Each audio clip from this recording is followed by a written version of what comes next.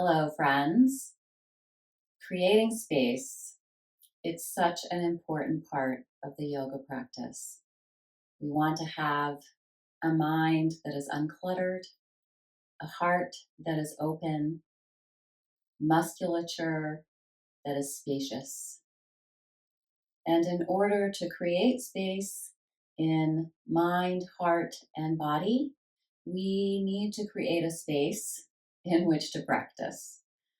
Whether you have a regular at-home practice or you're trying to set up to take classes online or virtually, it's important.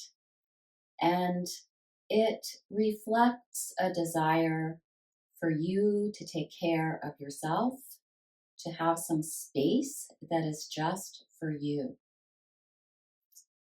Iyengar recommends that you have a clean, airy space, free from insects and from noise. And I know that can be really difficult, that noise part, when you live with a family. So it may be a space that is not always free from noise, but sometimes you have to get up earlier than everybody else, or stay up a little later than everybody else, or just ask the people that you live with to give you some space, some quiet space so that you can practice. And the other thing that Iyengar recommends is that you be on a folded blanket or a mat, and that the floor has to be level. So in some of these old Vermont houses in the state where I live, and maybe in other states as well, where there are a lot of old houses, sometimes that level floor can be difficult to find. So this is the space that I've created over many years. I didn't find it right away when I first moved into this house. There were children and then later grandchildren. And I will show you in a minute some of the places where I practiced in the house before I was able to create this space. So start wherever you can and just begin to do it. That's the important thing. So for a long time, the only thing I had was this mat. And it is interesting that Iyengar, who is the master of props, that's what he said too. You just need a mat. So have a mat. Over time, I found the blankets to be the next most important prop. And they need to be sturdy, solid, firm blankets. You don't want soft blankets. I mean, they're soft, but not squishy.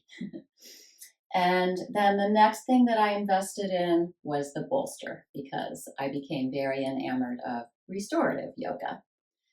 But before I had the bolster, I used the blankets stacked up, and they worked well for lots of restorative practices. So blankets and or bolster. And then the next thing that I got were the blocks. So these can be really, really helpful. And you'll find that the more experienced you are with yoga, that comes with age.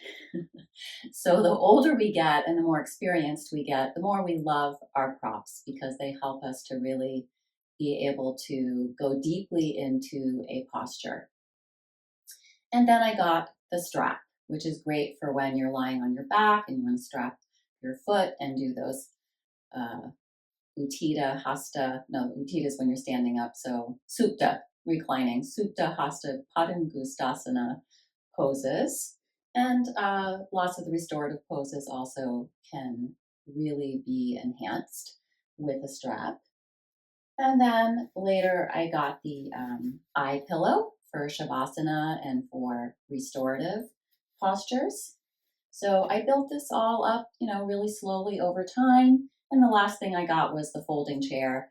And if I needed a chair before I got the folding chair, I would just use a kitchen chair. So start with the mat, just start with the space that's clean and airy, free of insects and noise if possible, and the mat. So you really just need a space that the mat will fit into. And even if you have to roll the mat up, and when you go to do your practice, you might have to move something so that there's space for the mat. Try to have something that's easy to move back and forth. I had to do that in the beginning as well.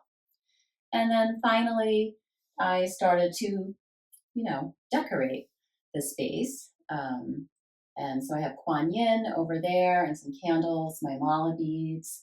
And then I got a plant and a little container of special rocks and Ganesh. So, the things that are special to you and that inspire your practice and support your practice and that beautify the space.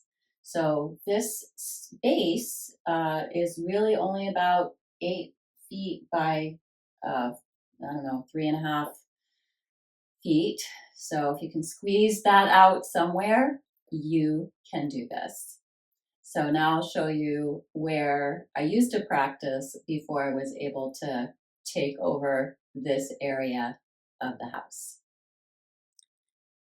For a long time, I simply practiced in the bedroom right next to the bed.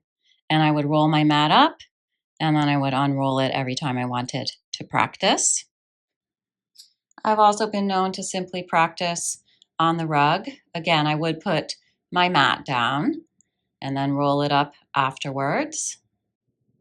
Now go and claim your space, establish your space, and enjoy the process. Be as delighted with the journey as you will be with the destination. Namaste.